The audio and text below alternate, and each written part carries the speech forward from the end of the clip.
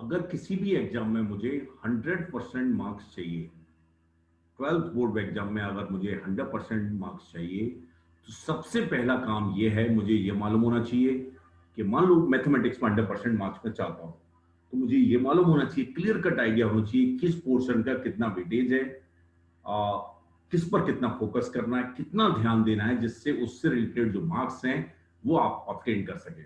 तो यहाँ पर अगर मैं यूनिट वाइज बात करूँ तो फर्स्ट यूनिट में रिलेशन फंक्शंस एंड इन्वर्स आता है, उसका लगभग 8 मार्क्स का आता है आउट ऑफ 80। 10% वेटेज है, थोड़ा बहुत प्लस माइनस रहता है, 8 मार्क्स का रहता है।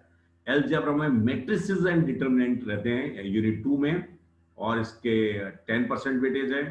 कैलकुलस, इनफैक्ट कैलकुलस का 35% वेटेज है, एंड 35% वेटेज नहीं, 35 मार्क्स का है, 35 मार्क्स का है आउट ऑफ 80। एंड समटाइम्स लोग ये कहते हैं कि वही फंक्शंस भी कैलकुलस का ही पार्ट है, तो ये 48 तक भी जाता है। तो यहाँ जो कैलकुलस की जो थर्ड यूनिट है, थर्ड यूनिट में रहता है continuity, differentiability, derivative, application of derivative, integral, application of integral, differential equation. Okay, now vector in 3D, ये फोर्थ यूनिट में रहता है, 14 मार्क्स का रहता है इसका weightage out of 80। Linear programming ये फिफ्थ यूनिट है, एंड सिक्स यूनिट है प्रोबेबिलिटी, इसके 5 मार्क्स का, इसका 8 मार्क्स का, लगभग 10%, 10 to 12% वेराई भी करता है, plus minus 2 exam year two year, मतलब अलग अलग ईयर्स में अलग अलग वेरिएशन रहते हैं। अगर मैं यूनिट वाइज बात करूं, relations and functions first unit है, इसमें दो टॉपिक हैं, रिलेशन एंड फंक्शंस है, इनवर्स ट्रिगो, दोनों ही काफी इंटरेस्टिंग है, इनफैक्ट कैलकुलस के पार्ट हैं वो। तो ये 8 मार्क्स का है आउट ऑफ 80। यूनिट 2 की अगर मैं बात करूं तो मैट्रिसेस एंड डिटरमिनेंट, ये 10 मार्क्स का है आउट ऑफ 80। यूनिट 3 की मैं बात करूं, calculus, in fact continuity, differentiability, application of derivative integrals, application of integral, differential equation, 35 marks, 35 most important. In fact function and relation भी कैलकुलस का पार्ट है, कैलकुलस नहीं आता, अच्छे से तैयार नहीं है, तो मार्क्स मेरे 100% या अच्छे मार्क्स कभी भी नहीं आएंगे। वेक्टर्स इन 3D मतलब इंटर रिलेटेड है, तो ये 14 मार्क्स का है, परसेंटेज काफी ज्यादा हो गया ये भी। तो मेजर पार्ट में देख रहा हूं कि ये और लाइक ये भी कैलकुलस का ही लगभग पार्ट रहता है।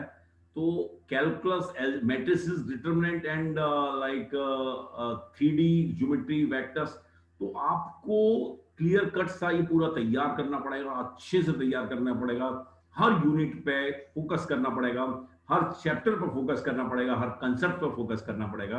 अगर लीनियर प्रोग्रामिंग की बात करूं 5, और प्रोबेबिलिटी की 8, 10 to 12% रहता है।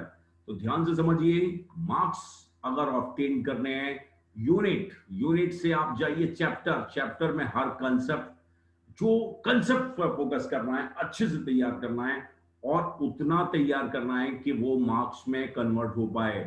रिहर्सल पेपर देके देखिए, रिहर पुराने क्वेश्चंस आए वो करके देखिए, उस लेवल तक आपको तैयार करना है, तो नेसेसरीली आप जो 100% का टारगेट है वो ऑब्टेन होगा।